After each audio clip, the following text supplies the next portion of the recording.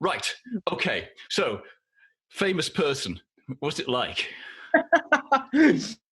Well, I definitely wouldn't associate myself with being famous, but I do, like, I was blown away when I came home back to the Highlands, and just I got so welcomed, like, yeah, there was people stopping me everywhere I went, just like, oh, that was so amazing, we were following you, and like everyone had their own story about what was going on in their lives at the time when I was out riding, and it just felt, it felt surreal. I mean, it still feels surreal when I meet people. Obviously that's calmed down, but yeah, when I speak to people about, and that know about the journey and are excited about it, but yeah, that bit of it being part of their lives as well was really, really nice. This podcast is a rerun of an interview I did with Jenny Graham, the fastest woman to cycle around the world. I've reworked it to coincide with the release of her book, Coffee First, Then the World. Now, I'm not just saying this, the book is excellent, and absolutely not just a cycling book, nor is it the sort of account that goes, and then. Stuff just seems to happen to Jenny, so it is full of stories, some of which we will hear in this recording. We spoke 3 years ago when we were all in lockdown, and the film of her ride, Eastbound, which is now on GCN+, was coming together, and they were working out where to screen it. Yes, it's been premiered and we're just in the middle of editing it down to a film festival length. So getting it down, and it's out it'll be out this summer. It should be out in the next sort of couple of months. Yeah. And is it going to be, will it be an online thing to buy, or is it going to Netflix, or what's the deal? Do you know? Yeah, so we're chatting with a couple of our options are to put it to a bigger place like Netflix, or we've been chatting to some other folk about it, or do we put it to festivals and do the film festival scene, which we love being part of, and it's all sort of where our roots are. But we're not sure. We're having some really, really exciting chats with different places and each other just now, still trying to work that out. So yeah, it is coming soon though. I mean, I asked you both those questions because you used to have a proper job, didn't you? You actually had a job. I mean, your life must have changed so much. So dramatically, Simon. It was I was a children's service worker. So I worked in youth work for maybe 15, 16 years, and worked in the outdoors, and you sort of merged the two and took young people into the outdoors and developed different skills and skill sets in them, and worked with a lot of young people, sort of hard to reach young people at risk of sort of being sent out of region and stuff like that. So that was, I was working locally in one place for like 10 years, and I had, but I'd been like developing my cycling and my passion for it. And yeah, I'm not quite sure how it happened. I'm not quite sure if there was like that one decision that I made to I didn't jack it in to go around the world. I got a sabbatical, but I guess I was hoping that it would open up opportunities and open up doors for me. But I don't think you could have ever dreamed how many opportunities could have come my way from it. Yeah, it's just been incredible. I'm going to be talking to Josh Ibbott later on today. Now, he was racing since he was a kid. You weren't, were you? No, I definitely wasn't. And I wasn't even cycling, really. I'd cycle my bike to get around. It was my transport when I was younger. But I never even really knew that it was a sport until I was an adult, I suppose. It just wasn't in my it wasn't in my life at all. I didn't see that growing up, so I didn't really know of it. And then when I got into mountain biking in my early 20s, but even then, I didn't race until the Strathpuffer, like 6 years ago was my first race. And then I did the Highland Trail, of course, and that just like cemented, my passion for traveling long distances on bikes. So it's been it's been a relatively short journey, but it's packed a punch, definitely. What was your involvement with the Adventure Syndicate? Lee's told us a little bit about that, but I'm interested to hear what your view of that is before we go on to the idea, the whole story of the round the world. Yeah, I'm a director of the Adventure Syndicate along with Lee Craigie, and we run that. And we, I guess, the base of it is that we and other associates go out and have like big adventures, and then come back, always on bikes. So we have big adventures on bikes, and come back and share those stories. And within that sharing the stories, whether that's by film or giving talks or written articles or going into schools, and sort of setting things up in there, we're using our stories to try and encourage other people to see what they might be capable of as well.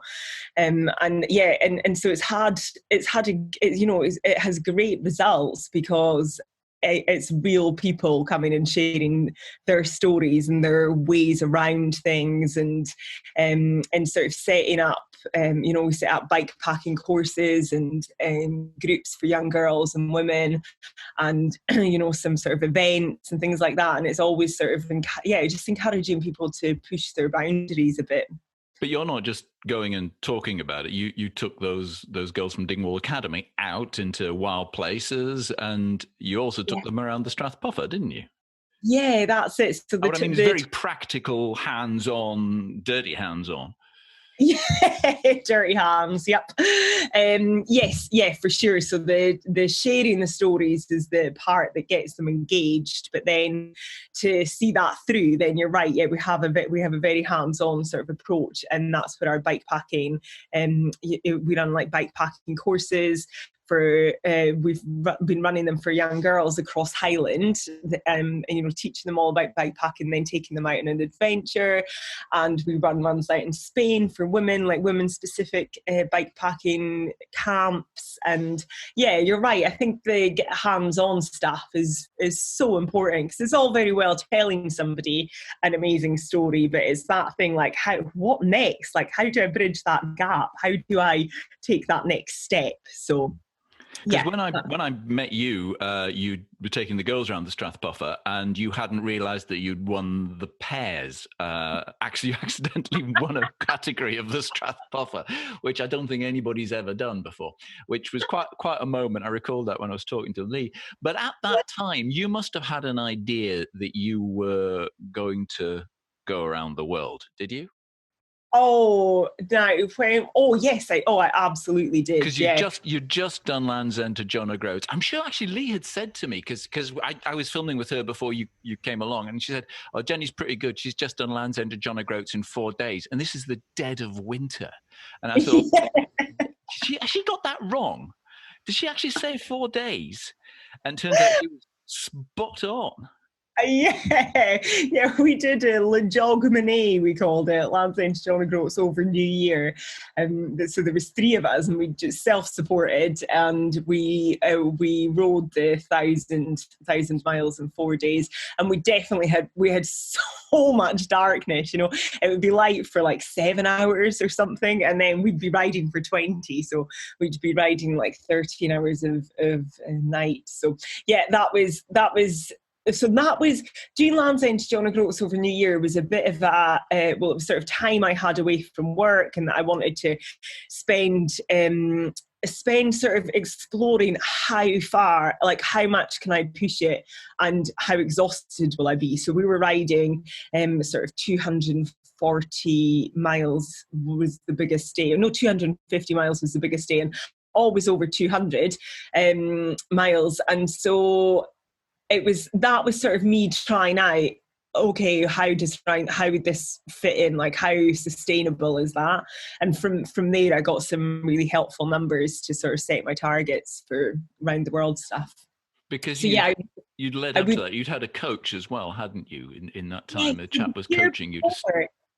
Yeah, that's right. John Hampshire I'd met him on an Adventure Syndicate training camp. So before I was on board working with them. And he got in touch with me when I finished, and he'd said, like, I really like what you're doing, Jenny. I had told him all my plans about, I was going out to Arizona, and I was really getting my teeth into, what I might be capable of. And he'd offered me a year's free coaching just to see what things might be possible, given half the chance. Now, he, in his wildest dreams, did not expect me to say, okay, then I might go and cycle around the world if you're going to give me that opportunity. I think he thought I would, try out a long distance ride or do something. But for me, it was very apparent at that stage that was a life-changing moment. It was like that thing of just sort of being ready for your opportunities. So I'd been building up to that. I hadn't been building up to around the world, but I'd been building up my endurance and just always exploring what I was capable of and what my body and mind was capable of. And then when John offered me that, I was like, this is it, Jen. Like, this is actually it. You're ready to take on something crazy. And that's when Round the World, like, sort of was born for me. And not something crazy, but something bigger than you could ever imagine if you were on your own. Even on your own, just chat, just having John to chat about it, just having someone that believed that you were going to set off the following year and actually do it. Because it is big chat. You Absolutely. say it to me, and it is big chat. And the whole year leading up to it, I was very aware of what big chat it was. And actually, when I met you at the Strath Puffer, I wouldn't have even been saying to people at that point. That would have just been, probably a few friends and stuff knew about it. Family might have known, but probably not. It was, they might well have known, but it was, I was definitely keeping my cards close because I didn't know if I'd be able to get the money together. And I didn't know, I felt the pressure of saying it out loud to a bunch of people that were going to judge me on whether they thought I could do it or not. So yeah, it was only in the March that I came out publicly and said that I was going to do it. So let's get to the ride itself. The previous record was 144 days. In 2018, Jenny took almost 3 weeks off that, completing her circumnavigation in 124 days. Her daily target was 15 hours a day riding the bike, rarely finding a sleeping place before midnight, so typically covering 200 miles each day, sometimes more. Yeah, the last person you'd have told would be a journalist like me. I wouldn't have. Yeah. So let's get the facts of it. You set the new world record. It was in 2018. Previously, it had been 144 days, and you did it in 124 days. Is that right? Knocking about 3 weeks off almost? Yes, that is right. Yeah, 20 days to knock off it.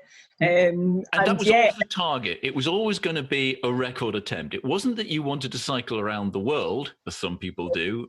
Al Humphreys took 4 years to do it, rather famously. You decided, it has to be the record. Why was that? So I think if I was touring and if I was cycling around the world, it would have been a very, very different journey. The places that I went, the roads that I took, the time that I was taking on it. Like, if I was going to do something like Al, which I think is incredible, and I love his story, then it's a different journey. But for me, because of the place where, I was mentally, I was going out and I was exploring what I was capable of. So I was doing back to back, 200-mile back-to-back days and just being like, whoa. And then I can go into work on Monday morning, and just building it up. And I was fascinated because, I wasn't a sporty child. I didn't have this pedigree in the sport, but the adventure just sort of got me hooked, and the self-discovery was fascinating for me, and just seeing what I actually was capable of, and just that massive question mark, well, if you can do that, what else can you do? And that was my mindset the whole time. And I've totally forgot the question you No, asked it's there. okay. Sorry. I mean, because just for So folks excited about it. yeah, but for folks who don't know, there are rules to around the world, aren't there? I think there's a minimum mileage you have to do. Is it 18,000?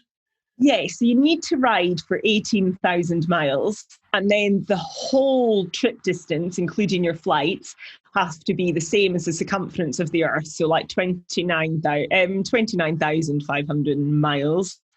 And that was including my flights. And then you had to, so you could fly, like when you hit, when you came to the end of a landmass, then you could fly. You had to travel in an easterly or westerly direction. So I headed east around the world. And what were the other rules? You had to pass through two opposite points on the planet. So I had to go down to, there's a really cool app that you can check out that on. And so mine's were New Zealand and Madrid.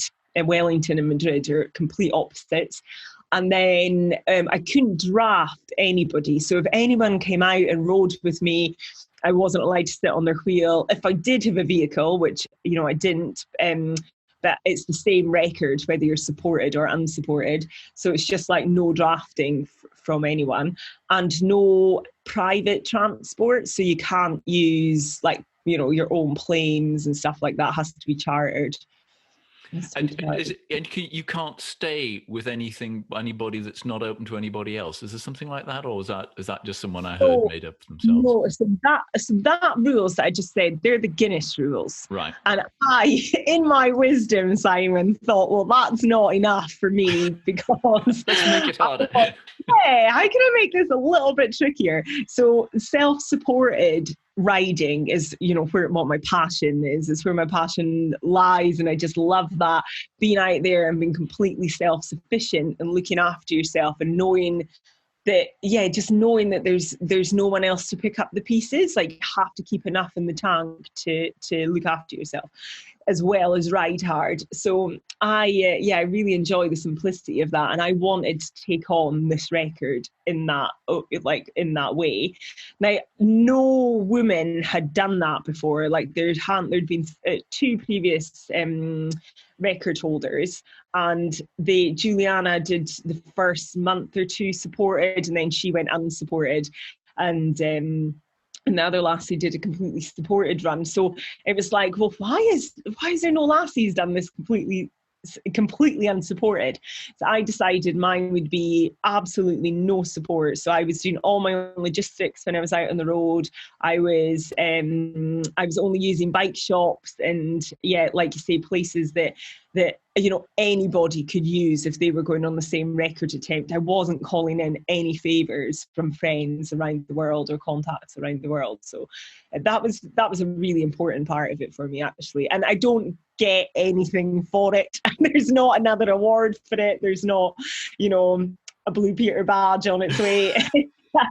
It's just self-satisfied. Yeah, I've got a Blue Peter badge, I imagine now. No, I don't have a Blue Peter badge. It's one of my biggest regrets in life, not having a Blue Peter badge. To get you on Blue Peter. So when you're doing this self-support, I'm not going to go through every little stage of your journey, but I will point people towards your podcast, because we were saying before we came on, genuinely, I think it's one of the best podcasts I've heard. You've got an episode still to go. And with the interviews, the media you were recording at the time, when you're genuinely being positive and upbeat and laughing, and the interview you're giving afterwards, and the mix of the two, the person who's put it together has done a very good job, because you could see you're possibly putting on a little bit of Instagram courage, let's say, because you're more reflective in the after interviews, and the contrast between the two is very, very telling, because you had some bad times on that as well. So I would point people towards that podcast. Please listen to it. But can I ask you, Russia, was it as awful, dangerous, as unpleasant as it sounded? Wow. So Russia, as the country itself and the people, were gorgeous, like really welcoming. And I had a lot of good experiences in Russia. And I would definitely go back to Russia as a whole. But the road that I was riding on, coming out of Moscow, so going east for about 1,200 miles out of Moscow, it's the Trans-Siberian Highway. it's like got to be one of the busiest roads in the world. Like, that's not a fact, that's just my imagination. Because it's just like thick with lorries and trucks, and there's nobody cycling on that road. And so they're not expecting you to be there, and there's actually often no room for you to be there. Like, there is no hard shoulder. You hear a beep of the horn and you're literally jumping with your bike into the verge, whatever's there, whether it's stones or gravel or bushes or anything. And if you've got something that you see, a wall coming up or a bridge that you're like, I can't actually jump out of the way, then you're like timing it, you're watching behind you, and it was just an insane amount of stress, because you're having so many near misses, every hour. And you're just like, you're very, very alone out there too. So that was 8 days into the trip where I had quite an emotional morning. I'd made the biggest mistake, one of the biggest mistakes of the whole trip, and I'd stayed in a hotel, and they weren't going to start breakfast for another 15 minutes. And rather than waiting, I took off with no breakfast. Like, ridiculous. You've got like 4 months to do this, and you can't wait 15 minutes for your breakfast. And so then that just ended up in lots of things going wrong that day, and me not having like full energy to deal with it, because I'd missed breakfast and was probably living on sugar. And so by the time it got to the mid-afternoon, I was getting run off the road again and again and again. I just had an absolute meltdown. And like I say, 8 days into the trip, and was like, I can't actually keep cycling on this road because I'm going to die. Like, that's what it was like. That was it. I was going to die. And so, but I mean, I got round it, but there was a couple of hours that were some of the loneliest hours maybe in my life. Didn't you end up riding at night or something, or was that not there?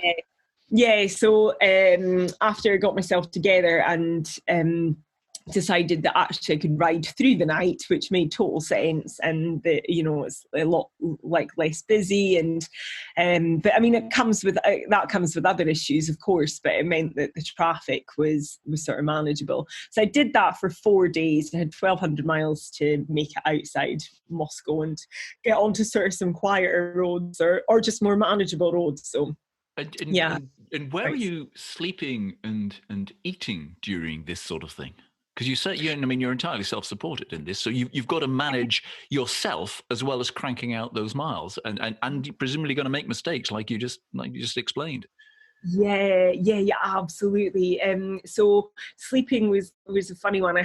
I'd sort of raised enough money that I could stay inside every third night. So for a third of the trip I would have accommodation, and then for 2/3 I would be out sleeping. I had a bivy bag, so like a waterproof sleeping bag cover and a wee roll mat and bag, so I could sleep in under the road, where they in a lot of places in Russia and Mongolia had these sort of cattle tunnels for cattle to get out of the sun. And so I'd sleep under there. I'd sleep in toilet blocks. I'd sleep in sheds, just in verges at the side of the road. It's a glamorous life.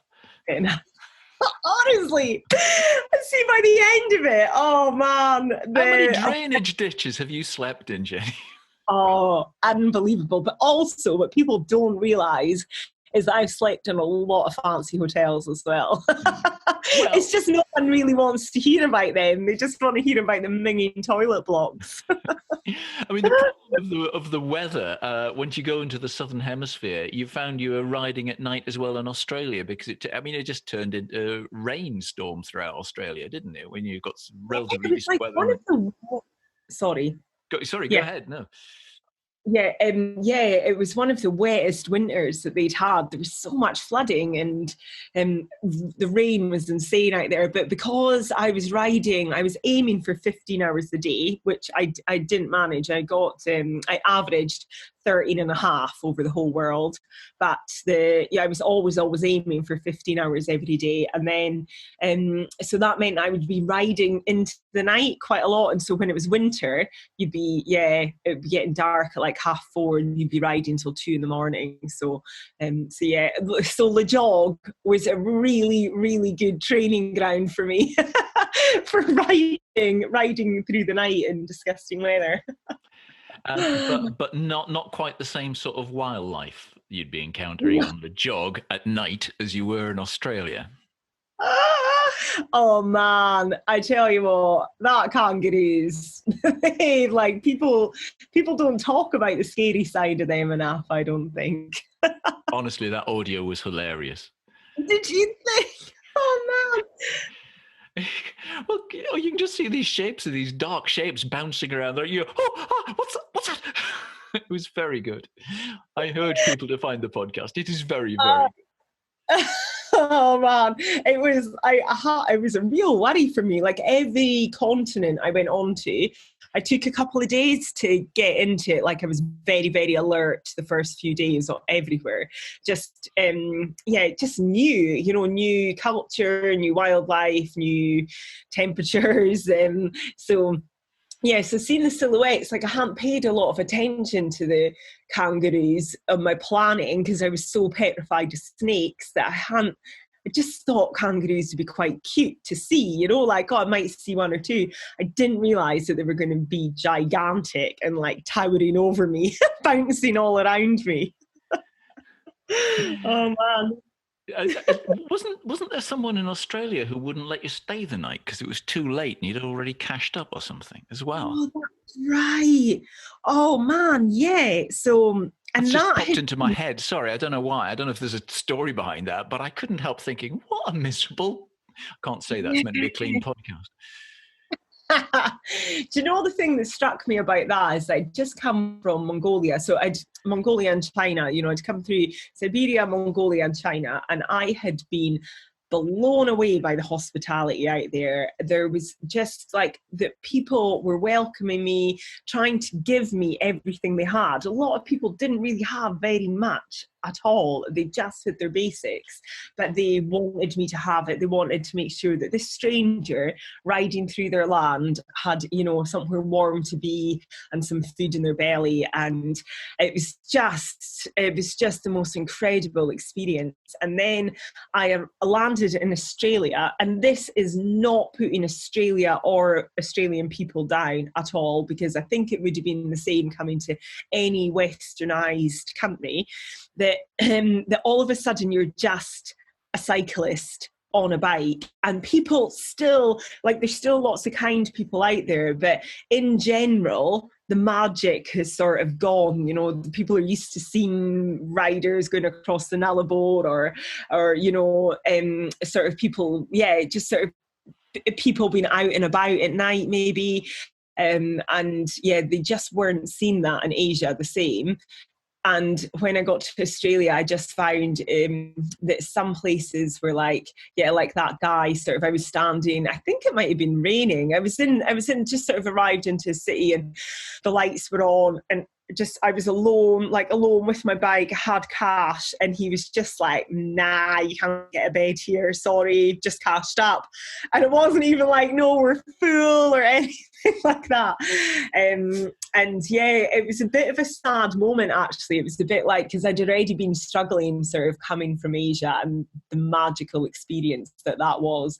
And then, Australia was hard for lots of reasons, not just the kangaroos, but, the weather as well and the darkness. And then when that happened, I was like, oh, wow, it really got me thinking about our culture and our values. And like I say, it's not an Australian thing. I think it's a westernized sort of experience that, and it got me thinking about how people would be welcomed at 2 a.m. in Scotland, and if that would be any different. Probably not in a city, I know a bit what you mean. I've experienced a little bit of it myself. So jumping over New Zealand, where you had a little moment of being slightly unwell, you'd have thought kind of North America, things would get a little bit simpler, as in almost easier. But it wasn't kangaroos, was it? You had another form of wildlife to be wary of.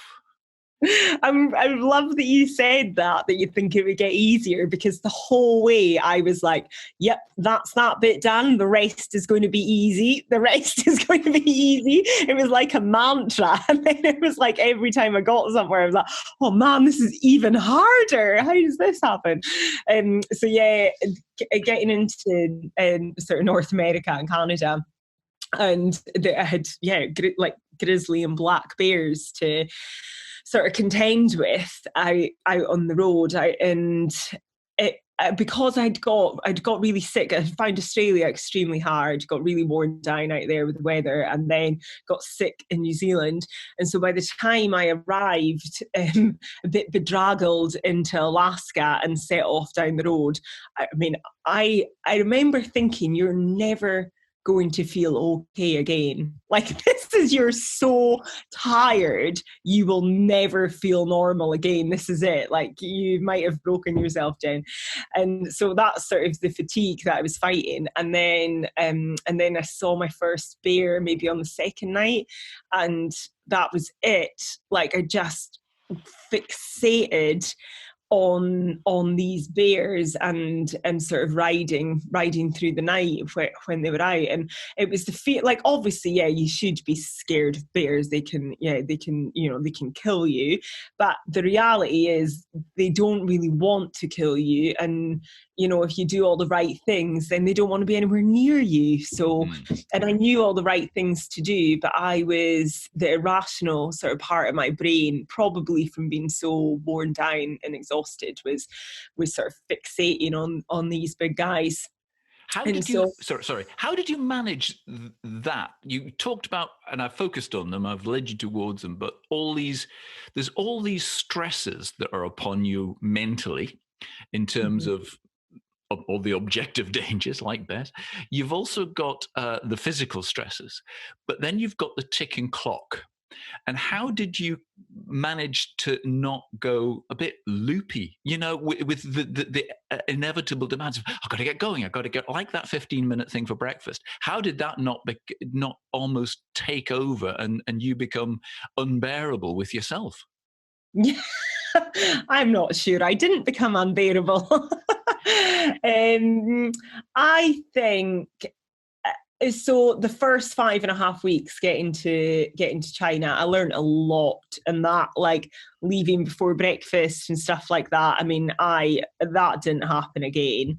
And it shouldn't have happened the first time. I knew better, but I learned by the time I got to China, it's like, you could actually do this, Jen. You've just done what you thought was the hardest part of it. And then I remember crossing Australia and beating myself up because I wasn't getting good enough sleep, and I was really pushing myself. And I got a motel early one night. I was shivering. I was like I just could not stop, violently shivering. And it wasn't even that cold, but I was just so worn down. And so I got this hotel, and then the next morning I just sort of had a word with myself and analysed what had just happened. And it was like, yes, okay, so the facts are that nobody wants to do this more than you want to do this. Like, nobody wants you to achieve more than you want to achieve. So because I was giving myself a really hard time for decision making, was, a difficult thing.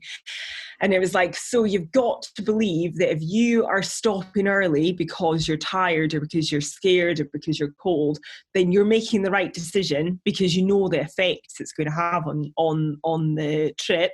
So you've got to believe that you're making that right decisions. And I wasn't, so it was almost like the opposite. You imagine how hard you have to be on yourself on these kind of adventures, to keep going and to keep up motivation and stuff. But it was almost the opposite for me.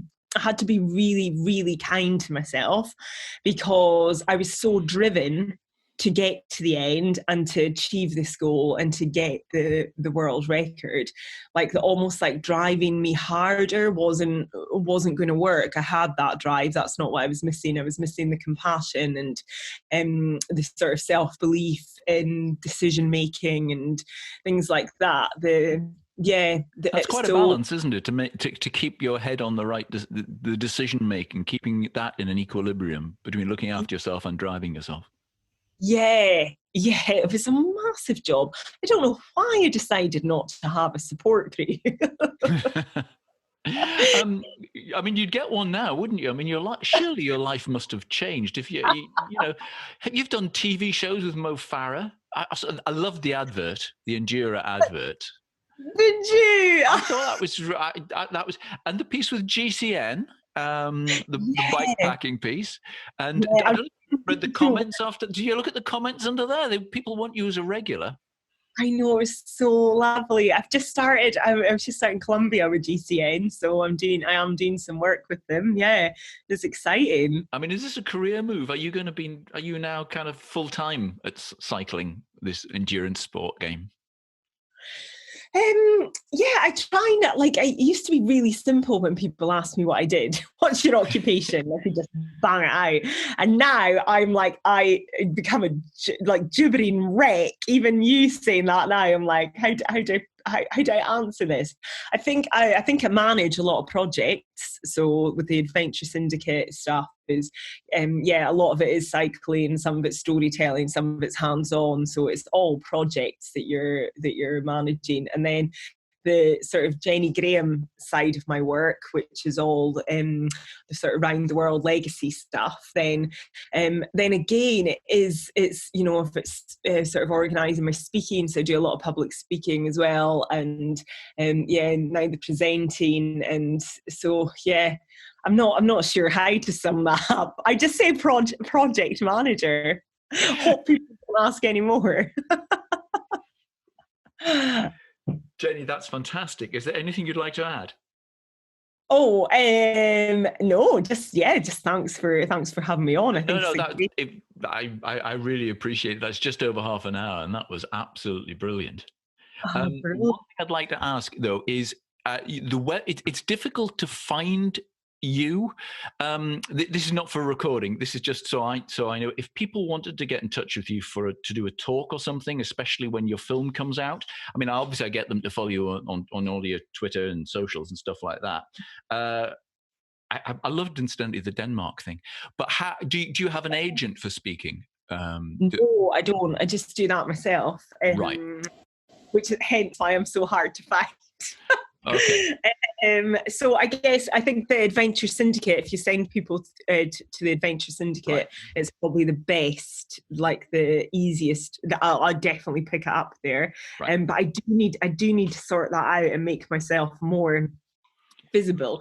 To be honest, and obviously this isn't for the podcast, it's not been. Let me just switch it and make sure the recordings are off.